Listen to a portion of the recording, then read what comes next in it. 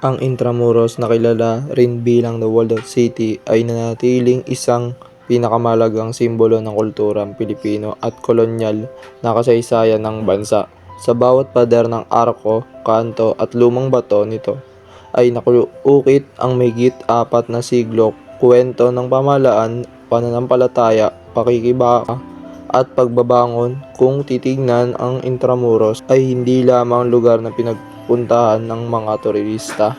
Ito ay isang buhay na museo na patuloy nagpapakita ng kabuuan ng ating pagkakakilanlan.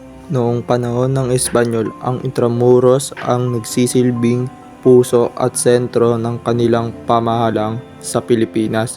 Dito matatagpuan ang Malacanang noong hindi pa ito nalilipat, ang real audiensya, ang kataas-taasang hukuman at ibang panggusali ng administratibo ng nagsilbing tagapagtakbo ng kolonyal na pamahalaan. Taglay ng lungsod ang estratehikong lokasyon ng tabi ng ilog, dahilan upang maging malaga itong kalakalan ng komunikasyon at transportasyon. Sa loob ng makakapal na pader nito naninirahan ang mga Espanyol at mga edukadong Pilipino, samantala ang mga nasa labas ng pader, mga Indio, Chino at Mestizo ay nagkaroon ng limitadong karapatan upang tumira o makapasok. Ang istruktura nito ay malinaw na nagpapakita ng sosyal na hierarkiya noong panahon iyon, kung saang Intramuros ay naging sentro ng kapangyarihan ng pribilehiyo. Isang mahalagang aspeto ng Intramuros, arkitektura nitong impluwensyang Europea.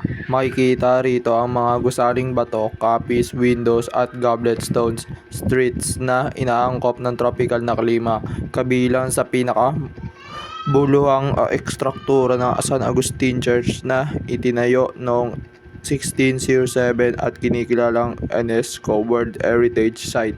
Na itatag din sa Intramuros ang mga institusyon pang-edukasyon tulad ng Colegio de San de Letran at ang unang campus ng Universidad ng Santo Tomas na naging sentro ng kolonyal na edukasyon. Pinatibay ang lungsod sa pamamagitan ng 8 pangunahing basyon tulad ng Baluarte de San Diego at Baluarte de Dilao upang depensahan ito ang laban sa mga dayuhan banta. Dito rin naganap ang mahalagang pangyayari sa kasaysayan, kabilang ang pagkatulong ni Dr. Jose Rizal sa Fort Santiago, kung saan niya sinulat ang Mi Ultimo Adios na nagpasiklab sa damdamin ng makabayan ng Pilipino.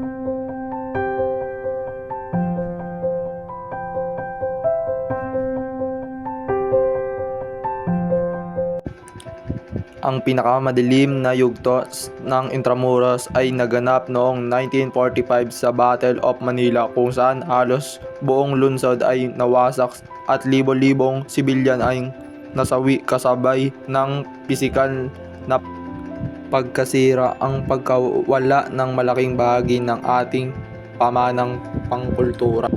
Noong 1979, itinatag ang Intramuros Administration upang muling buhay ng lungsod. Sa kasalukuyan, nagsisilbing ang Intramuros bilang sentro ng sining, turismo, edukasyon at pag-aalala sa kasaysayan.